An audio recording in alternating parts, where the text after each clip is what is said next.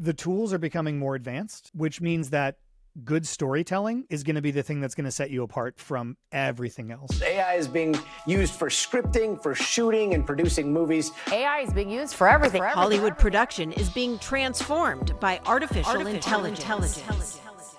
Hello and welcome to the Curious Refuge podcast. We are super excited for this episode. On this episode, we have Ian Sansavara. Ian is a super talented video editor and educator.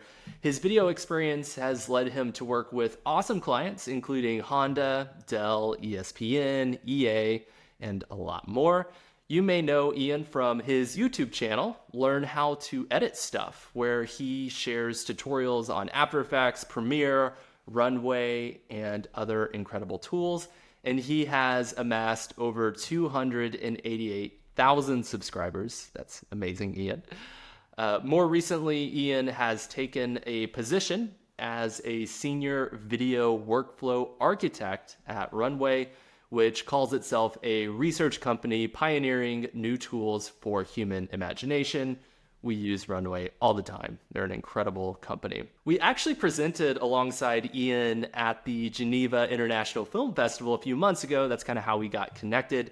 And we were really amazed by his teaching skills and the way in which he used Runway in a way that we had never really thought of. And we thought it'd be really fun to reach out to Ian and see if he'd be willing to talk about his experience at Runway and just his larger experience as a video editor in this crazy changing landscape. So thank you so much for joining us on the podcast, Ian. Thank you so much for having me. I'm excited to be here. So your town was called Twinsburg? Twinsburg, Ohio is where I grew up. Yeah. So like when I was growing up, like MTV came out at one time at like the height of Jackass, and like they had the Jackass guys that were like interviewing a bunch of twins. They had like scientists come out and study twin DNA. They were doing like reaction tests. They'd put like each twin in a booth where they couldn't see or hear the other person, and they would like do reflex tests to see if the other one would react. Yeah, it was like super weird. And like here's me, like, and all of my friends all dressed up in the same sweatshirt and stuff. We're like, yeah, twin. Like it was just very strange. So would you pretend to be twins with your friends? Yeah, it was encouraged to dress. Yes, it was encouraged to dress up alike if you weren't a twin.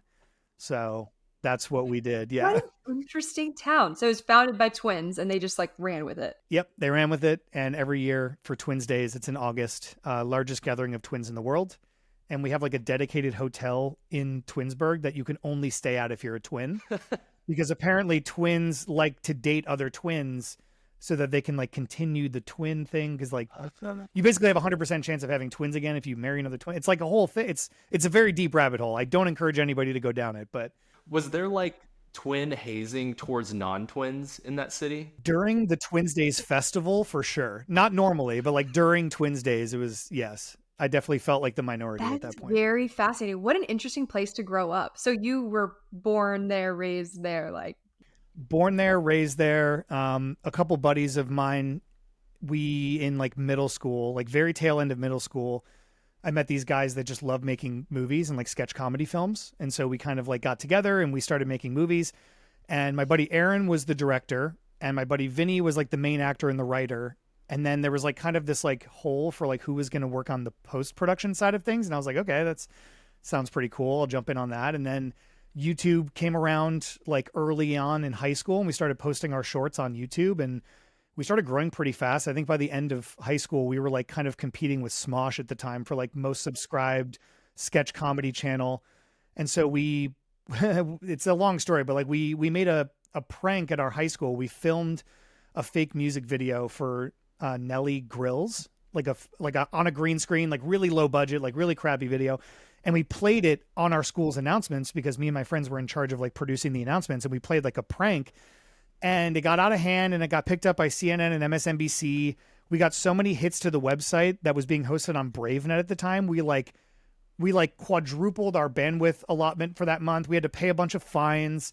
We got suspended from high school. And my buddy's dad basically sat us down and was like, you guys got to go to film school. Like, there's no way you don't go to film school. And we were like, all right, yeah, let's do it. So then we went to film school and the rest is kind of history from there. That's so cool.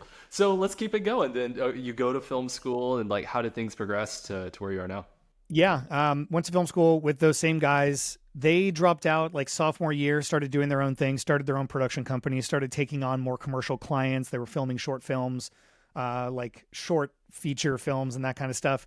I kind of separated at that point. I wanted to finish school, and I graduated with my degree in television production and post production. Then basically threw everything that would fit in my car, drove out to LA. I didn't really know anybody, got a job at the Apple store, like met some people through there, was able to get my first connection into like a real post-production job. And then from there, it was just kind of a series of jobs that I was working, meeting somebody who liked the work that I was doing, and then like poaching me from that job. And then like that happened like a few times, even with Runway, like I got poached from my previous job by Runway. And so it's kind of just been this really amazing, like somebody noticing the work that I'm doing, or like my Runway actually came around from my YouTube channel, mainly, instead of like the actual job that I was at. But yeah, I've been very fortunate in my career to be kind of like handpicked by people that have like brought me to the next stage of my career, which is amazing.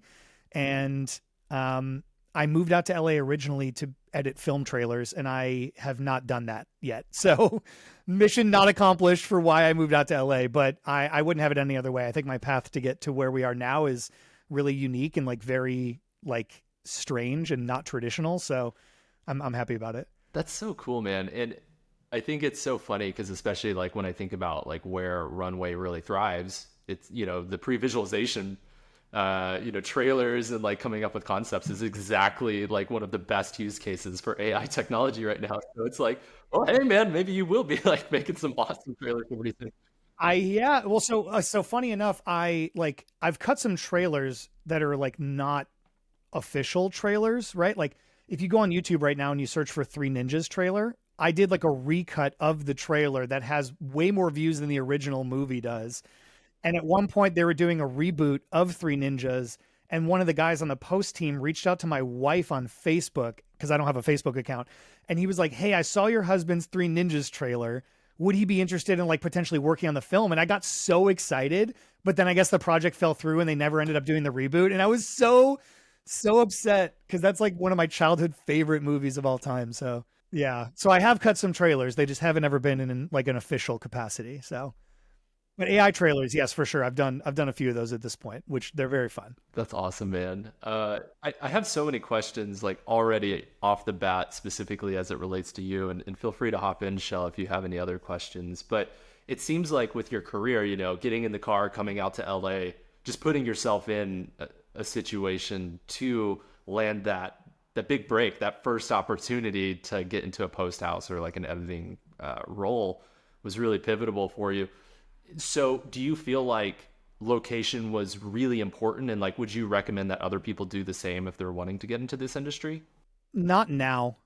I would say if you would have asked me back then, I would have said, yeah, probably, but not now. Like the internet and the communities that you can find are so much more powerful than your geographic location. And like, I grew up in the Midwest. I went to film school in Chicago. Like I was kind of sick of the winters. And I think this was like before social media really started taking off. And I felt like I like needed to be in LA, but now anybody from their bedroom can go online, find a brand that they really love, find a cause that they really love, create content and get noticed like in the same day now. Like I can wake up in the morning, pour my coffee and be like, I'm going to make a spec ad for Adidas and like do it. And it's good, right? Like it's crazy. It's crazy the world that we live in. So no, I think you can live anywhere and do anything. And as long as you're passionate and driven by like curiosity and just trying to learn as much as possible, like those are the recipes for success. It has nothing to do with geography anymore. What sparked your interest in AI, and how did you get started with Runway and everything like that? Yeah. So I think just like I've always had a very deep fascination for making things, and I'm like very clumsy with my hands, and like if I could do woodworking or something I probably would, but like I just can't. I'm not talented in that realm. Like I can't draw, I can't really make anything with my hands, but as soon as my hands touch a keyboard and mouse, it's like a different story. So I've always kind of been like fascinated by that side of things. And obviously I came up through like, you know, traditional post-production routes, and I'll just tell you the very brief story of how I landed at Runway. I did a collaboration with Adobe. The marketing director of After Effects reached out to me and she was like, "Hey, we're going to put out Roto Brush 2. We really love your YouTube channel. We love your energy. Like, would you want to do like an official collaboration with Adobe for Roto Brush? And we would put your tutorial like in the Creative Cloud app. Like, it's like, we're going to be promoting it on our side. It's like a big thing. And I was like, sure, that sounds great. Like Adobe, like the Mecca, you know, like at the time. And so I did the video and it did really well and it was great. And like a week later, I get a cold email from the CEO of Runway. Hey, we have a product that works better than Roto Brush. You should try it. And I was like, whoa, big claims, guy. And he sent me an account to Runway. And at the time they were just focused on the green screen, the Roto tool. And typically when I get an email to my inbox, there's this whole back and forth. I'm like, okay, well, this is what I charge. Like, here's what I'm thinking. Like, this is how much. He sent me the tool and I used it. And I was like so blown away by it that I just turned my camera on and my lights and I just made the video like first thoughts on it. And it was just like stream of consciousness, like flowing out of my mouth. I was so excited to talk about it. Never followed up with him. Like, didn't charge him for the video, didn't do anything. Just put up the video on my channel.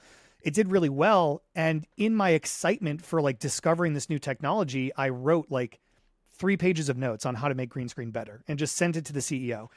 And 6 months go by and randomly, I think he had like given my account a 6-month grace period. And I was still actively using Runway all the time. And I was using it for a project and I had a deadline and my account got reverted back to free. And I was like, oh no. So I reached out to him and I was like, hey man, like, can you re-upgrade my account? Like, I really need this or whatever. And just randomly out of the blue, he was like, are you happy at your job?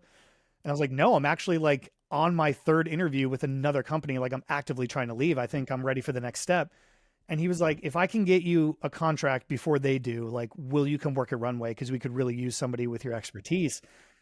And I was like, absolutely, you know? And so I kind of, you know, it was over the Christmas break. I think it was the day after Christmas. I'm going back and forth with Chris, the CEO, on the contract and we get everything figured out. And then like basically January 1st, I was starting at Runway. I put in my 2 weeks and the rest is history. It's been really amazing. I mean, at the time, Runway was primarily focused on, when I joined, it was primarily focused on like a nonlinear editor that was built in the cloud, like the actual like timeline editing with rotoscope, the rotoscope tool and the inpainting tool and like different video editing tools.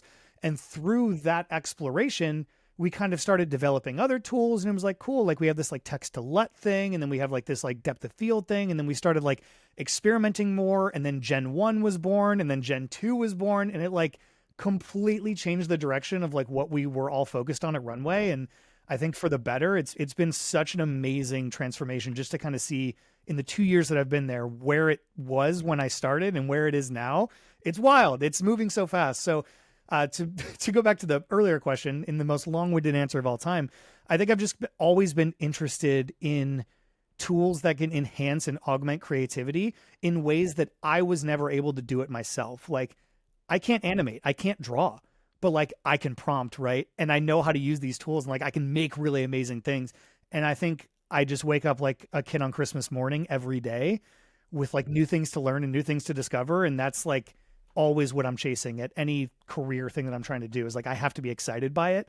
And AI is one of the most exciting like verticals that I've ever seen in my life. It's crazy. Yeah, man, I totally agree. It's so funny because I see so many parallels with like my own journey because, you know, same thing as a teenager, making sketch comedy with friends and like getting into trouble with that, going to film school, making like YouTube channels about Premiere Pro and After Effects and all the tools, and then like becoming totally enamored with AI. I feel like there's a certain type of avatar of person that embodies that journey, and it's cool to see some of the parallels.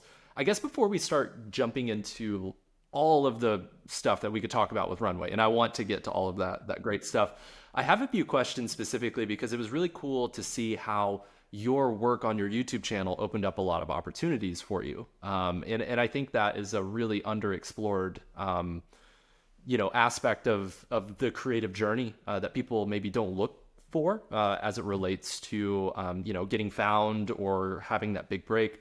Can you talk a little bit about kind of what was your strategy there? Was it just a side project? Did you have like a goal of like, I want to work with big brands and here's how I'm going to do that? Like what's the story behind your YouTube channel? Because it's super successful. Like you have like 288,000 subscribers. Like that's amazing. Yeah, thank you so much. Sadly, I've like stopped posting on that channel just because I've been so busy. I had a baby, like I'm focused on my family and stuff. So the YouTube channel was like it was my baby, and it was born out of, I was working at a company called Quest Nutrition, and they did like protein bars, and I was making their marketing videos and stuff. And we were working with a lot of influencers, and one of these influencers would come into the Quest offices every day and just sit next to me and watch me edit. And he was like asking me questions and asking me questions. And eventually, like, he was only in town for a week. And at the end of the week, he was like, dude, you should just make a YouTube channel. Like, if I'm curious about this stuff, other people are too. And like, you have good information. And I was like, yeah, okay. Like, you know, when I was coming up in film school, I feel like I learned more from Video Copilot and Andrew Kramer than I ever learned from any of my professors. Right. And so that was like kind of stuck in my head, was like, all right, I'm going to do tutorials, but I'm not going to do tutorials in like a monotone voice. And like, I've seen tutorials where like they mess up a part of the tutorial and they don't edit their tutorial. They just keep going. They're like, well, undo like 20 times, go back to this. And I'm like, dude, like tutorials can be entertaining and informative. Like there's a middle ground there. And so that was kind of my purpose for the channel, was like, I'm going to teach people, but I'm going to make it fun to watch. And like, that was my whole thing. And it was never about money. It was never about subscribers. It was never about working with big brands. It was only about sparking some other kid out there with the same energy and enthusiasm that I had when I first watched an Andrew Kramer tutorial. Like that was my main objective, was to spark like a journey in somebody to want to pursue this as a career. And through that objective, I think the other stuff came, right? Like subscribers came in and working with big brands and like getting some decent ad rev and that kind of stuff. But that was never the goal up front. It was just to create and inspire and teach. And that was really kind of where it went from there. And it opened up so many opportunities. And I would encourage anybody out there who is so deeply passionate and like super nerdy about something like we are, like we are nerds 100%. And I like wear it with a badge of honor. But find that thing that you're passionate about and so attached to that you cannot stop thinking about it, and try to teach other people about what you think and like where the technology is going or how to use it for specific use cases or whatever. Create a TikTok. TikTok's not my generation. My generation was YouTube, and I stand by that. But like, teach people and it will open doors. But the main thing that you have to be focused on is the passion for why you're doing it.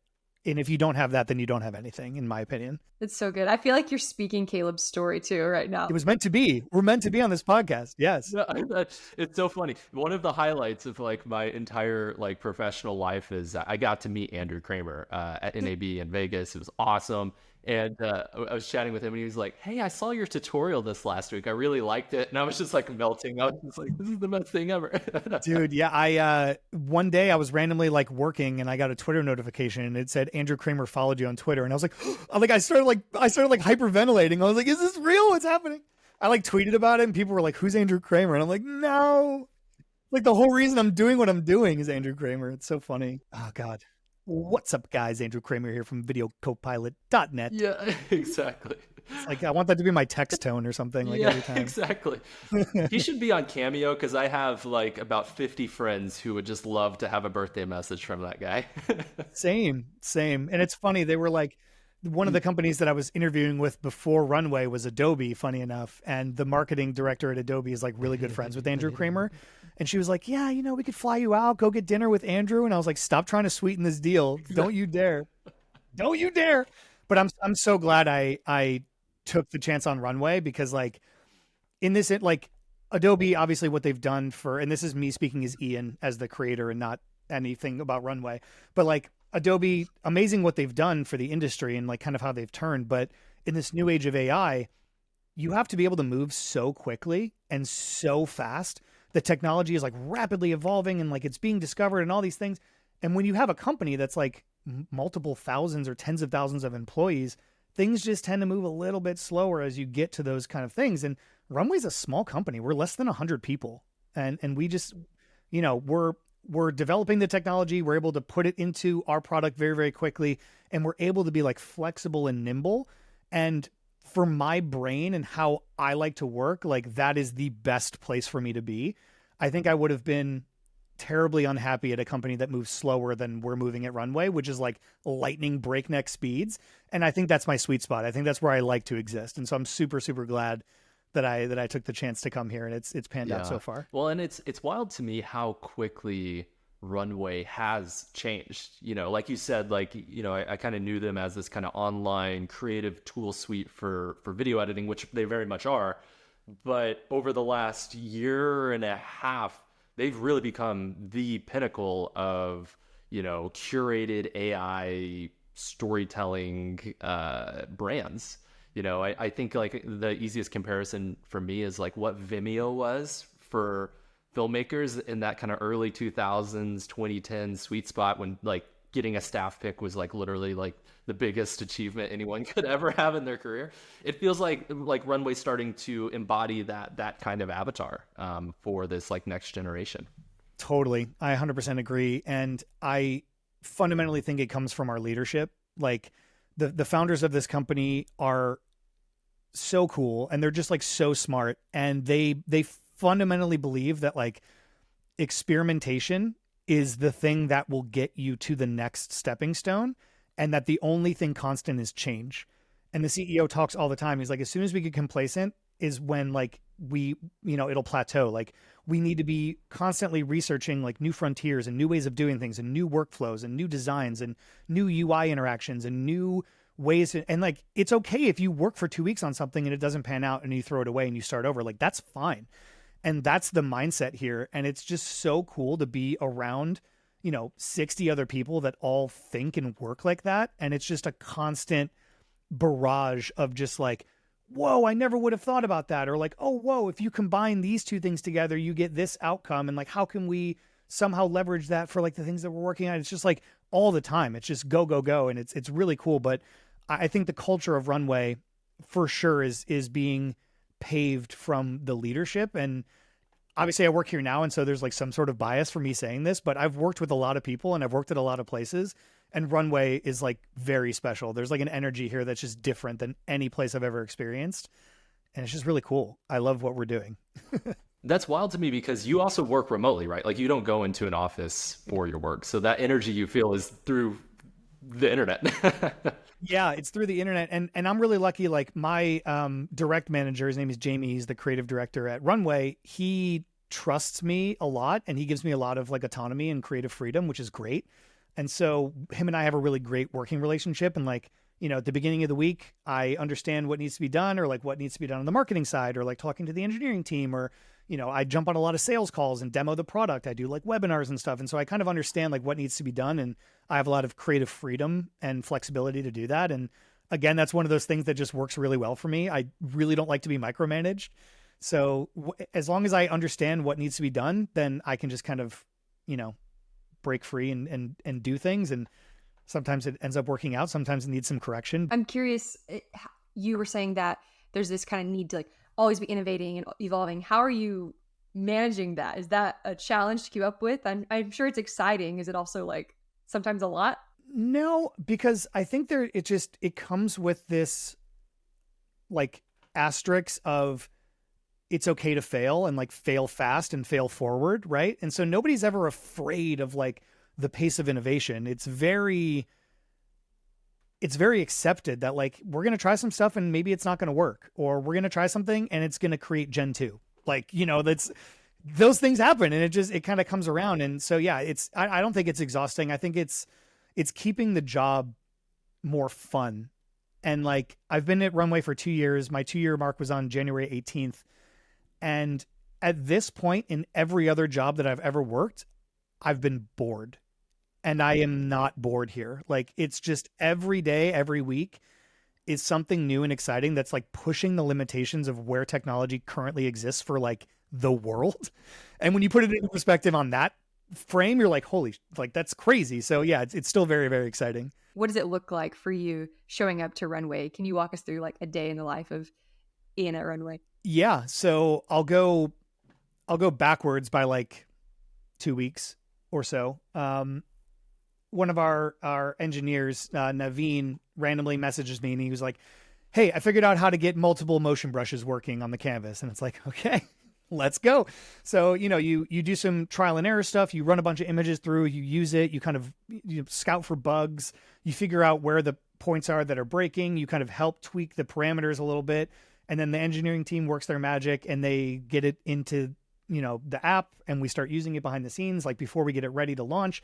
And all the while I'm like making the marketing video for Multi Motion Brush. So that video that went out that had like the meerkats at the beginning, and like, so I'm just creating all of these videos using Multi Motion Brush all week, and just kind of like just generating and generating all day, collecting this huge folder of just like amazing generations, and then cutting it all together to create the marketing video, and working with the leadership team and the creative director to like figure out what that video looks like. And then that function gets released to CPP. So like all the creative partners get to use it a few days before it gets released to the general public, talking to people in Discord, like figuring out what their feedback is. If there's anything that's like really staggering that you need to kind of figure out before it goes live to the public, we get that sorted, and then it goes out to everybody and everybody gets to use it. So when we're shipping things, as fast as we're shipping things, that's kind of what the week to week looks like. But this week, since we just shipped Multi Motion Brush, I'm just working on a bunch of tutorials and Runway Academy videos, and doing podcasts and doing demos, and just like talking about, kind of the stuff that we have going on. So it changes week to week. Not every week is a Multi Motion Brush week, but we ship stuff a lot and very fast. So it's a combination of that all the time. That is mind blowing to me that you were just like, okay, 2 weeks ago, my engineer comes to me and says, we have this feature, and then it's in the application and everyone's using it right now. Like that timeline feels ridiculous. Yeah, it's really cool. And like, I was never in the technology world previous to coming to Runway. And so it took me a little bit of time to understand how it works, but like, because we own our stack, and like all of the code is our code, and like everybody, like we're just able to move very quickly, and we're not relying on somebody else's code to get updated, or like some other thing that like isn't ours. Like it's all ours.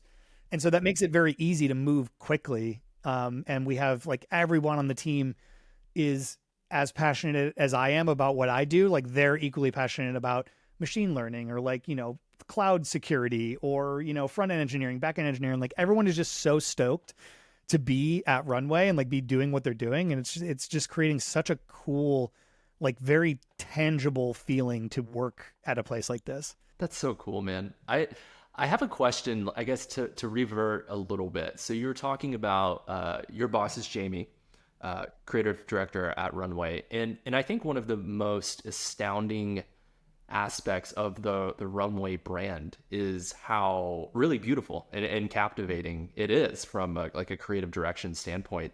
And it's funny because like typically whenever I see like a really refined and interesting brand, I don't think of, oh, total creative freedom, do whatever you want, like move fast.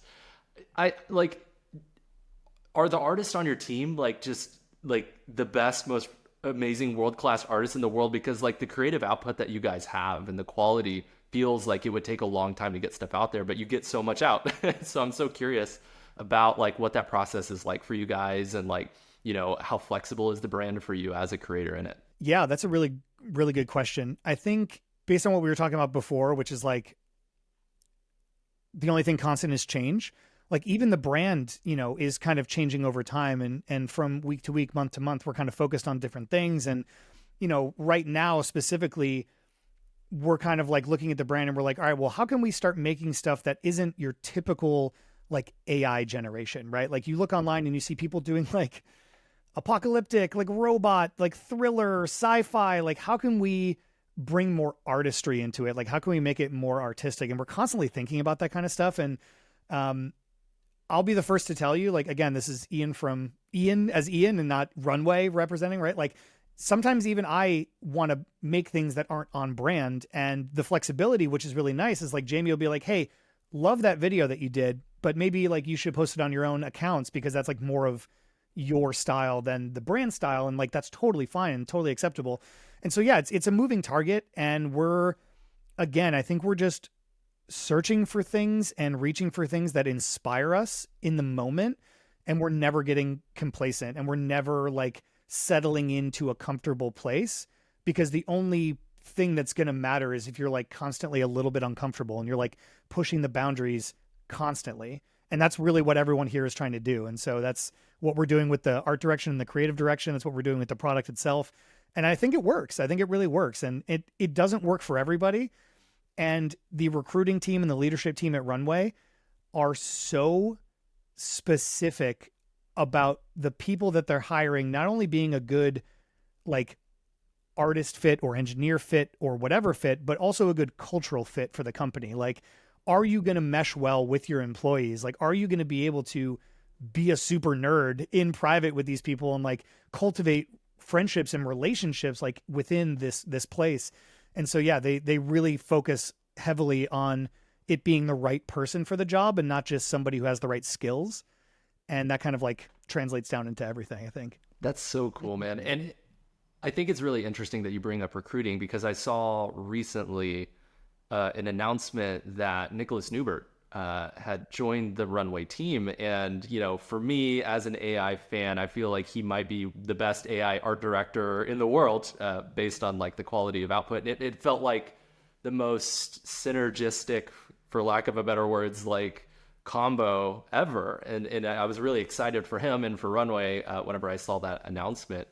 Do you guys work together at all? Like what is he doing with you guys? Yeah, he just started. Last week was his first full week at Runway, or maybe like the second full week at Runway. He's brand new. But yeah, he's on the creative team, and I believe his role is similar to mine, where it's like workflow architect. So it's kind of like when you're at a startup, you kind of have to wear a lot of different hats. Like on paper, my job is workflow architect. And so what I'm supposed to be doing on paper, I guess, is like talking to design, talking to engineering, and like making sure that the workflow for everything makes sense. But through that exploration, it's been like, well, you know what you're doing with like prompting and generating. So like help generate assets, and you know how to edit. So like help edit. And you know what you're doing when you're talking to agency folks. So like jump on sales calls, and like, I'm kind of doing a lot of everything. But yeah, he's coming in and he's just making beautiful things. And I think that's like, you know, in a tech startup, you can have a person whose job is to make beautiful things. Like that's crazy. You know, like that's what he's here to do. He's helped to, you know, prompt engineer and like make cool stuff and update assets on the website and figure out different prompting mechanisms and, you know, demo new tools. And yeah, it's really cool. I'm super excited to have him on board. He was traveling from Germany to New York. He was in New York for a little bit, and then he flew back to Germany, and I believe he's moving to New York soon. So like, I think he's still like life transit change right now, but him and I are definitely going to work more together in the future, but he's still pretty new. Do you guys as a team have like a content goal? Like we want to get out a video a week at least, or a cadence in which you want to just have things going out? No, not really. I think it's like if our support team is getting a lot of questions about a specific topic, they'll be like, hey, you should make a Runway Academy about this, right? Like we're getting some questions. And so some of it is needs based. And then some of it is like, let's just have beautiful stuff to post on social media. And I think one of the most interesting parts about being in AI is that so many people are so excited about the tools that we're building. It's just like constant free promotion all the time. Like people are always talking about Runway and they're making beautiful things. And they're like, Runway, Runway. And it's like, whoa, that's crazy. You know, like as somebody who's on a marketing team, to have that kind of organic like excitement and reach from people who you've never even met before is just like super cool. And so we're always looking at like what other people are creating, and some people are doing stuff that like I never even would have thought of. And I'm like, whoa, that's such a crazy thing. Like, let's explore that a little bit.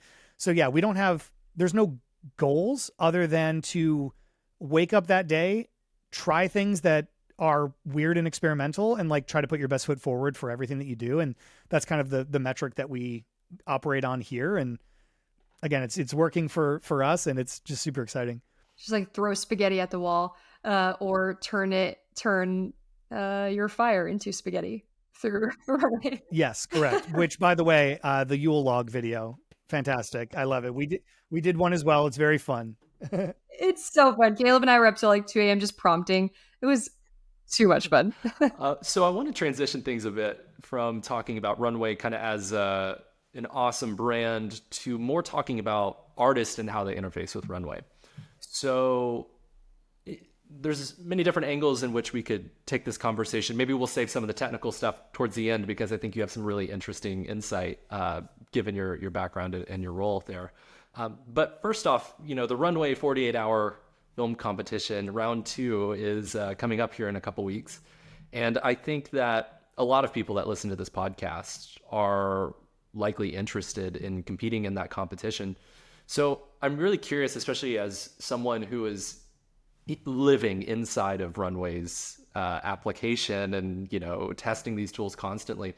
How can people get maximum quality from Runway in that short amount of time? Do you have any like workflow tips or ways in which they could thrive in that competition? Yes, I do. The main bit of advice that I'm going to give everybody listening to this podcast is the tools are becoming more advanced, which means that good storytelling is going to be the thing that's going to set you apart from everything else. And so if you're going to enter the 48-hour film festival, write a really compelling story.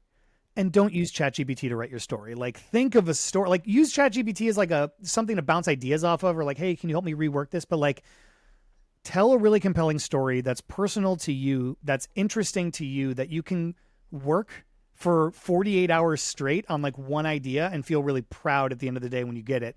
And if your story is good and your technical application of telling the story isn't the best, you still have a better chance of winning or at least placing, because the thing made somebody feel something. Like, you need to make people feel something. It can't just be beautiful. But if you are going to go for like technically beautiful, there are some things that you can do with prompting and negative prompting and that kind of stuff, which is the more technical side.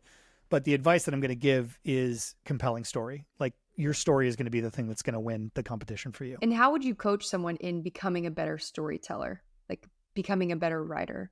Yeah, that's a really tough question to answer, like, candidly. It's a lot of things, right? Like, going and researching, certainly watch all the winners from the last, let's just put it in the brackets of Gen 48, because that's like the easiest thing to do. Like, watch the entries who won last year. Watch some other like short film 48-hour competitions that aren't even related to Gen 48. Like, go on YouTube. You can learn more on YouTube than you can going to a university and paying tens of thousands of dollars a year to be there. Like, the school of YouTube is real. There are people on YouTube, myself included, who are so passionate about the things that they're doing, and you're going to be able to learn so much from them.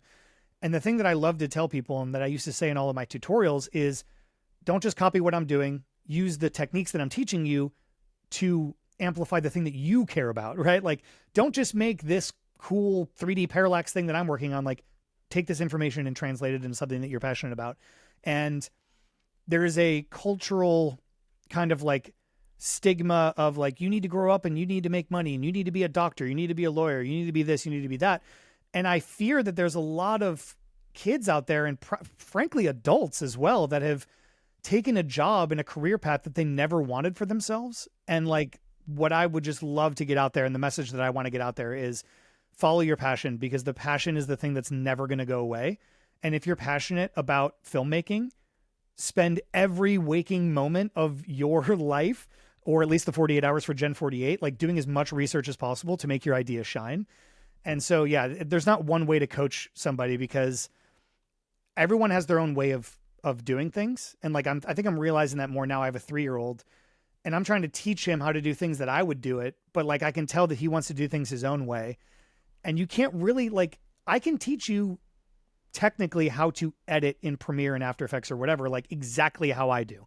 You can copy my keyboard shortcuts, you can copy my process and all this stuff, but ultimately you need to mold it in a way that works best for you, and like how you work and where your attention goes and what you're driven by. Like, it has to be this kind of unique blend of that. So figure out your unique blend, and run as fast as you can after it, is my advice. And it sounds like putting in those reps and learning your voice through iteration, which is amazing because AI allows you to do that more quickly. So yeah. And like, there's a lot of people online that they'll go into Gen 2, they'll type a prompt real quick, and then they'll just like throw up a 4-second clip on Twitter and be like, look at this thing. And it's like, it's cool, right? It's cool on its own, like beautiful generation, certainly. But like, what's the next phase of that? What's the next step of that? How do you combine establishing shots and sound design and these other things that when I watch this thing that you're presenting to me, I'm now feeling a feeling. Like, I feel tense, I feel anxious, I feel joy, I feel whatever. Like, like, you need to pull feeling out of people. And I think that's where the division line of like AI lovers and AI like haters kind of is like, oh, you're not even doing any work. I just don't even think they understand what goes into it. But ultimately, at the end of the day, the emotion is where I think the winning formula is. And I would love to see more emotion and storytelling out of the AI stuff. And that's why we do things like Gen 48 and the AI Film Festival and that kind of stuff, because it really gives people an opportunity and a runway, no pun intended, to put their story first. And that's what I'm most excited about seeing. Man, I feel like we've seen the same thing in our competitions. You know, the better films aren't necessarily the ones that look the best. Many times they are, but the ones that make you go on this journey, you know, you feel surprise and then you feel a little sadness and then hope and optimism at the end. Just like any movie you would watch, like that's a more compelling story that ultimately like ends up winning the competition. And the, you know, one of my favorite comments that we get on our YouTube channel is when people are like, "Hey, I usually like hate AI, but I thought this was funny," you know, or you know, I don't like, you know, machine learning, AI, whatever, but I like started crying and I had to send this to my friend, you know, after I like watched this. Like I think those comments are really cool because I think that is how we're going to get widespread adoption of these tools in a storytelling context, which is really cool. One more thing on the 48-hour film competition before we move on. So, you know, you were saying finding your voice and, you know, knowing your style and the type of stories that you like to tell. How much pre-prep are people realistically able to do before they enter the 48-hour film fest? Like, can they have a story outline? Can they have, you know, prompt style in which they've, you know, developed a character and all that stuff to where 48 hours, they're just kind of executing on an idea that they've already had? Totally. Yeah. I mean, we give some rules and regulations to follow within those guidelines, right? Like you have to use a specific object in your film. You have to use a specific line of dialogue or a specific, you know, whatever. Like because like if you have like the thing ready to go and you just submit a fully finished film, that's not really taking the contest to heart. So like, yeah, we give you some guidelines that you need to follow. And there were some entries last year where it was very clear last year, whatever the last one was, it was like a month or two ago, that people created a film and like found out that they had to use a burning car. And like, it was just one shot of a burning car completely out of context in a story that made no sense. And you're like, okay, I see what you did. You inserted the things that you needed to insert in order to get your entry accepted. But really like those things had nothing to do with the story. And so I think if you're going to have these things planned out, I definitely think starting to figure out your style and like what prompt modifiers work best for you, or like whatever style preset you're going to use in Gen 2 or text to image or whatever, definitely figure that out. And yeah, you can have a character that you want to use, but don't just on minute 1 of Gen 48. Like I would encourage people to take the first hour or 2 to really look at the rules. Like it's alarming how many people don't read things. So like read the page, figure out the rules, look to see the things that you actually need to include in your video.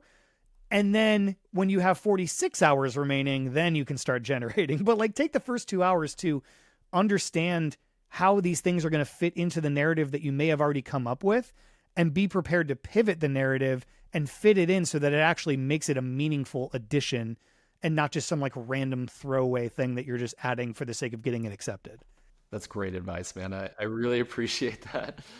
So now let's transition over to what I would call like a bit of the meat and potatoes, maybe some of the more nerdy stuff that I think a lot of the people listening to this will find really interesting. So, you know, obviously a lot of people that listen to this use Gen 1 to convert their video to video, Gen 2 to, you know, create video from scratch or to take an image and animate it.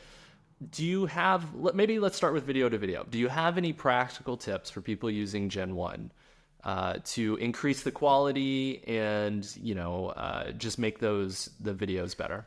A lot of these answers are probably going to sound very similar, and this is just what I fundamentally believe.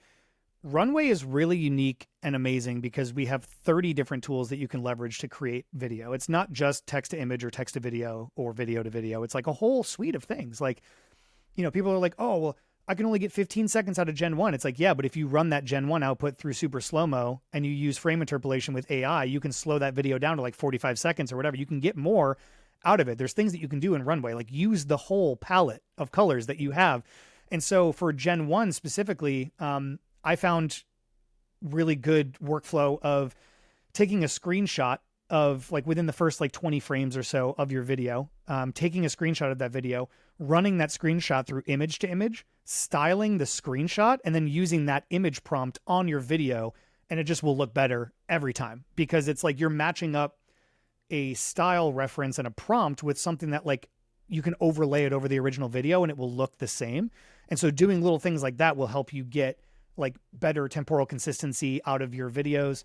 Definitely playing with the structure a little bit. Like every clip is not created equal. And so you kind of need to, there is a healthy dose of experimentation that comes with AI stuff, as you guys know. And so don't just expect it to work right out, like the first roll that you do, it's like, it's amazing. Like, no, there's probably going to be a little bit of a learning curve there. So for Gen 1 specifically, try the image to image thing. I think that'll help a lot to stylize your video, and then just find where for your specific video, your combination of structural consistency and like style weight kind of land on that spectrum. And then once you have that equation, you can just like rapid fire, keep generating, and it just becomes like a really kind of coherent workflow. So you tend to update the sliders shot by shot. There's not like a preset that you typically go to for your shot? No, I mean, honestly, the default preset works pretty well. I think it's like structural consistency of 2 and style weight, like somewhere right in the middle.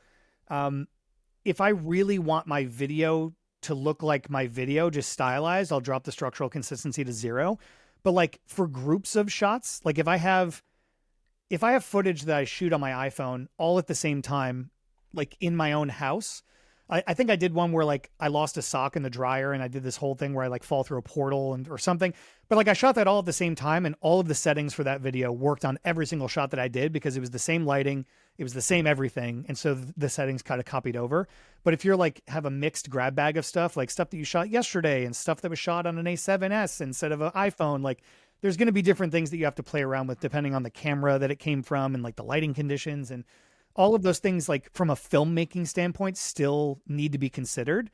But yeah, I mean, once you figure it out, it's pretty much going to remain from there.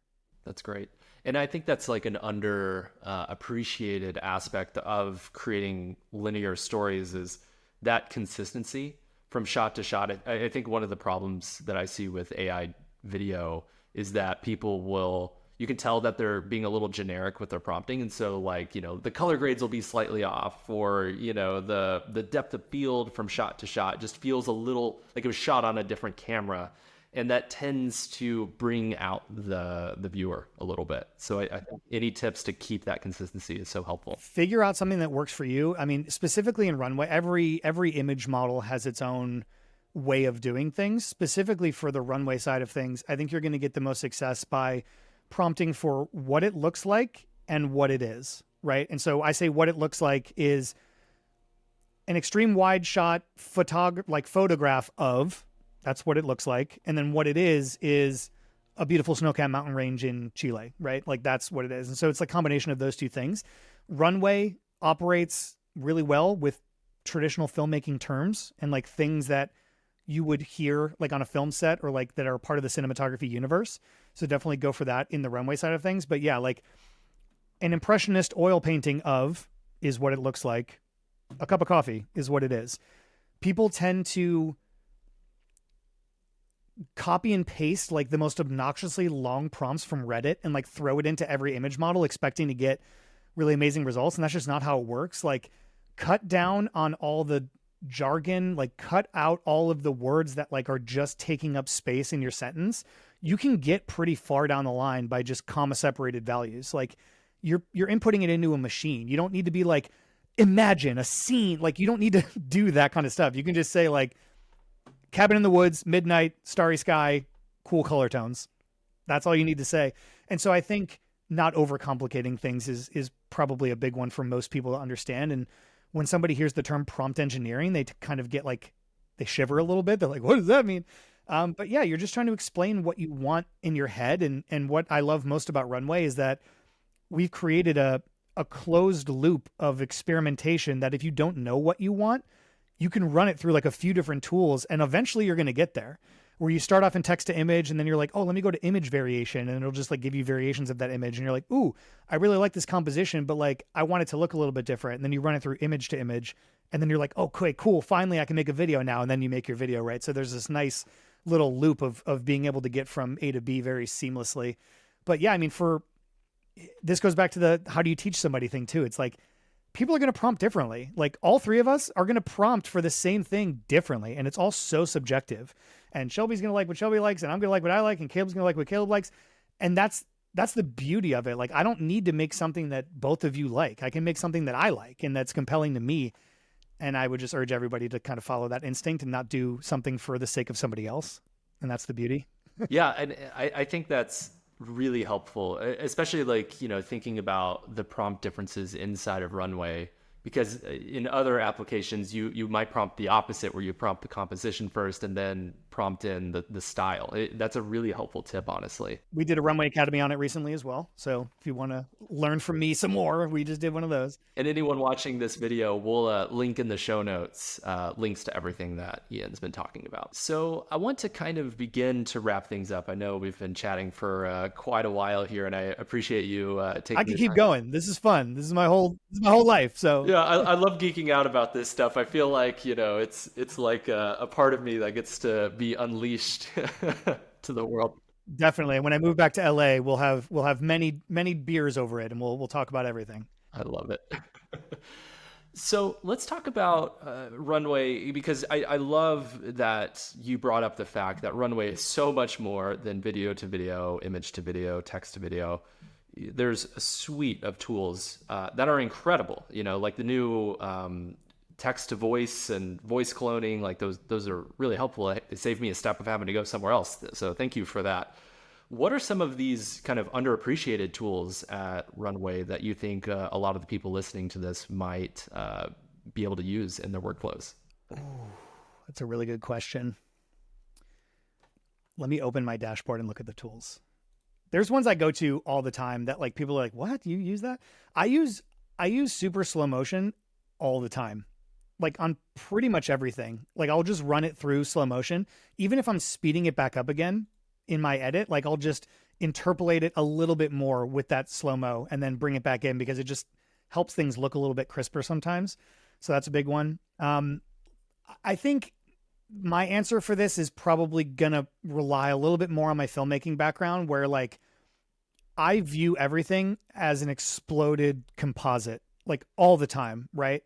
Background, midground, foreground, what elements are interacting with which thing and where, and how can I break things up so that I have the most control of every aspect of my shot. Like that's how I think.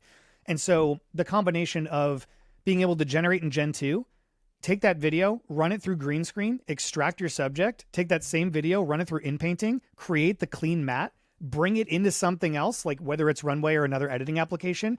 And now you've been able to create foreground background separation, and you can add a layer of like VFX fog or like particles or something. You can control the depth of field. You can do way more complicated stuff, all using Runway's kind of core tool set. And so I think my non-answer answer is going to be like,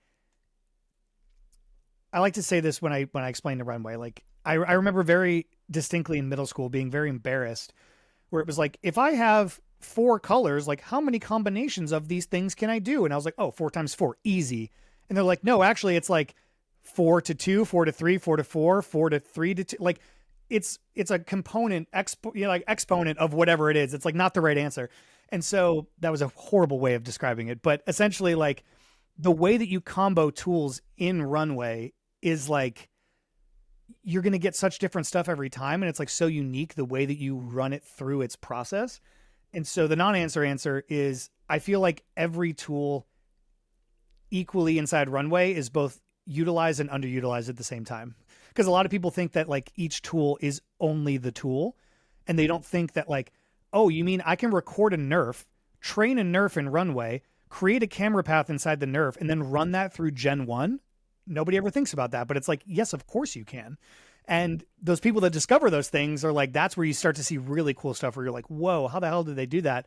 And it's just comboing these tools together in like a unique and interesting way. And yeah, training your own custom image model, probably really slept on for a lot of people. Training your own style model, that kind of stuff, like training a nerf and then using those outputs to influence a Gen 1 video, or take a screenshot from a nerf and then animate it in Gen 2 and then edit together a nerf camera path where it lands on a nerf and then you're in another video. and you go from Nerf to Gen 2, like stuff like that, where you're like, whoa, how I never would have thought of that. Yeah, those are the things that I think are kind of slept on. It's just like, how do you combo tools together to do something unique? And that's the non-answer answer. Yeah, it sounds like the workflow, it just depends on what you're going for, like, and what tools you should use. Yeah, it's interesting because it sounds a lot like when you were training people and it's like, I can teach you exactly what I would do or like how to use these tools, but it's going to be you playing around and figuring it out for yourself, which is so fun. I did a demo call with somebody who is a film student at University of Madison or something, somewhere in Wisconsin. And he's working on a film that he was thinking about submitting to the AI Film Festival, but he's doing it for a school project, and it revolves around like a superhero theme or whatever. And I showed him just very briefly. I was like, man, if you go out there with your main actor and you have him in some cool heroic pose and you shoot a Nerf, and he was like, what's a Nerf? And I was like, oh my God, I'm about to blow your mind. So I was like, you shoot a Nerf, you train it, you shoot it on your iPhone, you bring it into Runway, you animate this camera path. And I showed him this like really cool, like bullet time camera animation. And then I went into Gen 2 and I prompted for like a close up on a hero's eyes. I described the guy like I was describing myself essentially. I was like, Caucasian male, mid-30s with a short stubble beard and brown hair, blue electricity glowing from his eyes, hyper close-up or whatever. And it was like, boom. It's like, okay, cool. Imagine this is my eyes. I cut from this shot of this Nerf, this really cool bullet time Nerf. We punch in on the close-up of my eyes where there's like electricity, and I animated it with Gen 2. And he was like, like, they're not teaching him this in college, obviously. So he was like so mind blown that he could do this stuff. And he was like, I need to rethink my entire film. And I was like, yes, you do. Like there's these tools are just like opening up new avenues and new ways of doing things, where if I was going to do that traditionally without this technology as a film student, no less, I would have to go out, rent a bunch of probably GoPros because I'm broke, like rent 100 GoPros, try to figure out how to capture this thing all at once and then stitch each image together, similar to what I saw in a behind the scenes video when I watched like a Matrix behind the scenes thing, figure out how to make that work. Like, it's so complicated, but now I can just go out there, be like, Caleb, hold as still as you can for 45 seconds. And I'm going to run around you with an iPhone shooting 4K 60 FPS ProRes video. By the way, we live in crazy times. And then I'm going to upload that to Runway and create a Nerf. And like, now I have this really complicated thing that I've done in like less than an hour, and it's wild. And, I'm leveraging machine learning to do it and AI to do it, but I'm using it as a tool. Like, AI is not a press enter and your project is finished type of thing. Like, you need to retrain your brain on how to leverage this stuff to work for what you're working on, I think. Is that student still working on the film, or did he finish it? He's still working on the film. This call was like a few days ago, literally a few days ago. He's still working on the film. I think he's like too far down the pathway to like fully redo the whole film, but I'm hoping that a couple like keystone pieces of his film will be with Runway, and like some of the stuff that I showed him, he seemed pretty excited about it. So one more question before we begin to wrap up here. I know it's very challenging to predict the future because everything is changing so quickly. But if you could just begin to kind of peer into that crystal ball, how do you see things evolving over the next few months or the next couple of years as it relates to, we'll say, video production and filmmaking using AI? Yeah, I mean, specifically on the Runway side, we just put out a video recently called World Models, like general world models. So I think that we're going to be exploring all the different bits and pieces that go into what make up a world model. But, on the Runway side, I think we're trying to push the boundaries and continue to innovate in generative video. And I think that what we're focused on is longer generation times, higher fidelity, more control over everything in your scene. And then that kind of like gets snowballed into general world models. But like, it's literally crazy to wake up every day and be like, oh, there was a new groundbreaking discovery in like text to 3D, or like there was a new groundbreaking discovery in like Gaussian splatting came out of nowhere. Now we have to like figure out how that works, And so it is really hard to peer into the future, but I think the future is going to be like, things won't be rendered anymore. It's just all going to be generated. I think AI is going to catch up very quickly to like top line technology of what a team of people in like Cinema 4D using the most expensive materials and the most expensive render engines and the most expensive whatever, like AI is going to catch up there very quickly.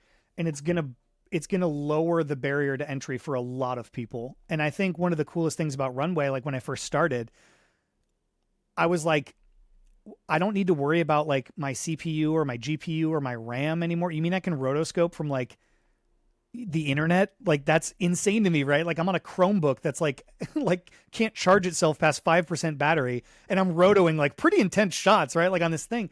And so I think like everything is just going to drastically come down, and again, story is going to come to the top.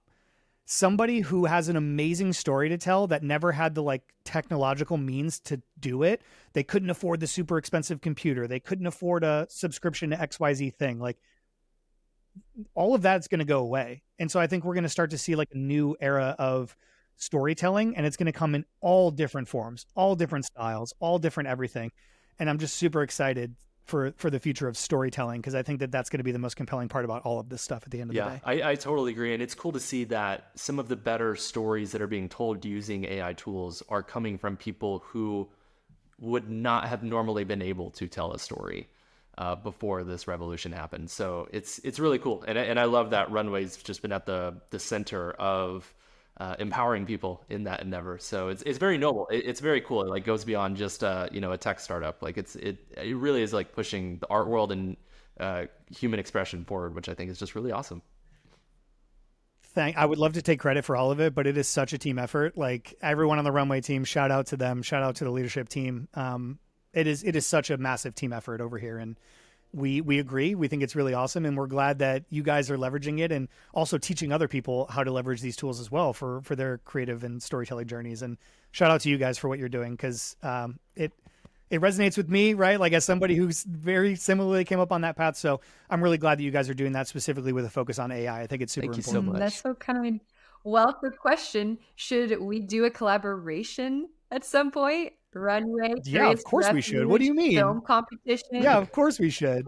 Yes, we absolutely should. I love do that. That would be amazing. Well, at the end of these episodes, we like to do some rapid fire questions. So I'm going to kick it over to Shelby. Just stream of consciousness, or whatever is the first thing that comes to mind. All right. Got it. Well, my first question is Ohio really for lovers? Yes. And funny enough, I lived in Aurora, Ohio, which was right across the lake from Hawthorne, Ohio, where Hawthorne Heights came up, and my band opened for them a couple times when I was growing up. So that's mind blowing. Ohio is for lovers. Yes. At the height of Hawthorne Heights. Yep. That's they lived right across the lake from me. Holy smokes. That's incredible. I'm an emo kid for sure. Like for sure. I have Fall Out Boy lyrics tattooed on my arm. Not that I like to admit that to most people, but like I love pop punk so much. It's my favorite genre of music. I love it, man. That. Who's your favorite band? Paramore. Paramore? I think still to this day, yeah. Are you into new Paramore? I love the evolution of Paramore, and really at this point, Paramore is Hayley Williams and the drummer Zach. Like those are the only two remaining original members from the band. I think it's cool. I like all of it. Like it's all just so different, and people listening to new Paramore who want like early 2000s Paramore, it's just not the same, but it's still good. Yeah. Like I still like it. And then there's another band that's relatively new called Knuckle Puck. Okay. That are really great. Yeah, Knuckle Puck. These dudes from Chicago, they're amazing. They're great. I love that. I feel like my emo band phase was like Under Oath and Emery. So I don't know. That's like those are still like when I put them on in the car, I'm just like it just taps into something that I'm like, what is happening? There's a fine line. I was definitely on like the more pop punk side. Okay. I listened to my fair share of Under Oath and like Seosin and that kind of stuff, but I think I like eventually bridged more into like All Time Low, like Rookie of the Year. Yeah. The Fall Out Boy, the Panic at the Disco, like their first album was really Parade. Great. Yep, Mayday Parade. Love that. I can talk music all day. Let's go. Yeah, we should do a whole separate podcast about I tend to go the like a day to remember route. Many of days have been spent like just listening to a day to remember and like hitting the refresh button in Runway, like generating new videos. Truly, I will come into the office and you just hear a day to remember in his headphones. If not that, you're playing, what is this crazy fast-paced banjo song? If Caleb needs to write something really quickly or get a project done, I will link this song because it is unhinged banjo. Like it's like the one that they play on like every TV show, right? Like the no, is that it's the one? It's a Trampled by Turtles song. You Wait So Long. It's just like it's so fast paced. I found, and this is a weird creative hack, and maybe I'm embarrassed to even admit this, but when I need to get into a creative flow, like listening to lo-fi, I feel like I meet the energy of lo-fi, which means it kind of brings me down. But sometimes when I'm writing, I want to have that like energy, so I listen to instrumental bluegrass music, and it just gets me hyped. Like I Wow. just like I feel like Yeah. I feel that. I very much feel that. I listen to drum nice. and bass when I need to like go, go, go. I'm like a drum and bass person. The tempo of Wait So Long is 189 BPMs. That's drum and bass. That's a That's lot. drum and bass. You I should listen will. to drum and bass, not bluegrass. Well, you'll have to share a pod or a playlist with me, and then we'll totally link to that playlist in the show notes. Yes, I will. I have a playlist that I'm very proud of called Simply Great Pop Punk that I will send you, and then I have a drum and bass playlist that's not public, but maybe I'll Great. make it public for you. We would be honored to have your private playlist. It's amazing. Well, changing from that a bit, what is your like, guilty pleasure TV show? Is there something you rewatch over and over again, or just something you like absolutely love? We would love to know. Yeah. Once a year, I will go back and start rewatching Entourage from the beginning. Okay. It's just so good. It's so good. For those of you that haven't seen it. Also, my wife is very into like, I don't even want to admit this publicly, but like she got me into watching Vanderpump Rules. And like I really like Vanderpump Rules for whatever reason, so that's my guilty pleasure. I've also been watching that show Alone. If you've ever watched it on Netflix, it's like these like survival experts that go out into like the frigid wilderness of northern Canada, and they just see how long they can live out there off the land. Great show, definitely worth watching. We don't watch any of those, so I Great. now have a list. Welcome to my world. Yeah, if you haven't watched Entourage, you definitely should. That's my number one that you should definitely go back and watch from the beginning. It's very good. Noted. Caleb and I are on a rewatching of Modern Family kick right now. Did you ever watch Modern I never Family? watched it. I never watched it. It's pretty great. What's interesting is we watched it in a long time ago when it was coming out, but we've been married for 12 years now, and it's like the jokes just hit so much harder after you have just been in a marriage. It's just really fun. And so I'll have to give it a shot. Yeah, I never got into it. There's a couple shows that I never got into, like Always Sunny in Philadelphia. I never got into. Like I never really got into The Office, and I get roasted for that often. So that was my COVID show. I feel like I finally watched The Office and I can finally understand the jokes everyone has. This one is interesting. Let's see what you have to say. Your most unusual skill or talent you possess. I don't like in terms of like my everyday life. I don't know. Like I have turntables, and like I was like a battle DJ at one point, and so like I can scratch pretty well. So like maybe that's potentially really unusual. cool. Like yeah. So I think that would be my most unusual talent. I love that. I definitely can have like scratch. this like goal in life. At one point, I'm going to be a DJ. You know, I don't know if everyone has that, but I feel that in my soul. It's yeah, I mean, look, the technology is advanced to a point where you can just kind of press play and get away with it, but just like storytelling for AI video, DJing comes down to curation of music. And if you're a terrible curator, you're a bad DJ. But if you're a good curator, then everyone loves you. And so it's all about curation. Yeah. It's all about like serving up a thing. Like a DJ set is the equivalent of like an AI film. Like the whole thing has to resonate at some level, and you can't just like play songs for the sake of playing songs, just like you can't lob random generations and like throw them together and expect it to work. Yeah. DJing is very similar. Just like know your audience and like know maybe their interests, and that's very interesting. Curate for them. Yeah. Yeah. You have to play to the crowd. You know what Shelby's skill, her skill that people don't know about? She is incredibly good at jump roping. Like not just like jumping rope for a long time. She knows like how to like dance and tricks do and stuff? tricks and stuff with jump. That's sick. Yeah, I was on a team when I was a kid, and I traveled around West Texas performing. Let's go. If you put on the Cotton Eye Joe, pretty man, great. like it's amazing. And I, like in my brain, I'm like, oh, we should do like a Gen 1 like stylized thing of you doing the Cotton Eye Joe. Like it'd be so fun. I'd watch that. It's so funny because I've found there are like influencers that are jump ropers, and I follow them, but I'm like, this is kind of awesome. Would you be a jump rope influencer if things were different for you? I don't think I'm that good. Caleb really hypes me up compared to these people online. I'm like, wow, they're incredible. But There's a niche for everybody, man. There's a niche for everybody. I could see myself doing it more. I don't know. But I do You like should do it. really love fitness. So I could see myself doing something within that. It's Um, great cardio. It really It's really is. good cardio. But Yeah. I bought a jump rope and I don't really use it that often because I'm like, it's a lot harder than people think it is. it really is. Someone told me that a really great way to get in shape quickly is using a weighted jump rope. So I have this like, it's a pretty thick jump rope, but it's like a 5-pound rope. So it's like, Oof. like it is Oh God. hard. And I've Yeah, it used sounds it miserable. twice. So maybe I should look into using that more. I sit for a living professionally. Like that's my job. So jumping rope, no thank you. This is where I should plug the Runway mobile app actually. You can use Runway on the mobile app, and so while you're jumping rope, you can still be throwing generations into the queue. It's good.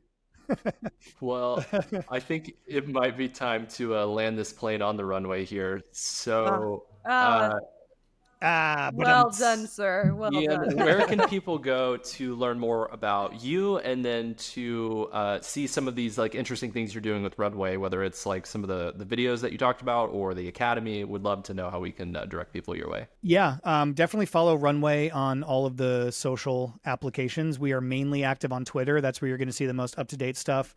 I think it's just Runway ML on Twitter. And then for me specifically, it's not Ian Sans. You may see me on Twitter as always editing because that is literally what I'm doing. I'm always editing, but my handle's not Ian Sans. My YouTube channel is Learn How to Edit Stuff on YouTube. And to catch the Runway Academy, it's academy.runwayml.com. And you can access Runway by going to runwayml.com. Sign up for a free account. You can just sign in with Google, use all the tools completely for free without paying anything. You should definitely go check it out if you haven't heard of it before. But I'm assuming if you're listening to this podcast, you probably have heard of it before. And that's pretty much all the places. Amazing. Thank you so much for joining us. This has been such a fun conversation. And when you're in LA, we have to grab drinks. We need to meet up for sure. That'll be the next phase of our friendship is meeting up with you guys for sure. And jumping rope. And jumping rope. I'll bring my weighted jump rope. Okay, perfect. Yeah, I'm gonna scribble in like 10 pounds on there, but really it's not gonna be. I'll be like, yeah, I've just like been training. Super strong. Well, yeah, it was really great to like talk to you guys for a little bit and chat more about it. And I'm sure we'll be seeing each other very soon in the future. Great.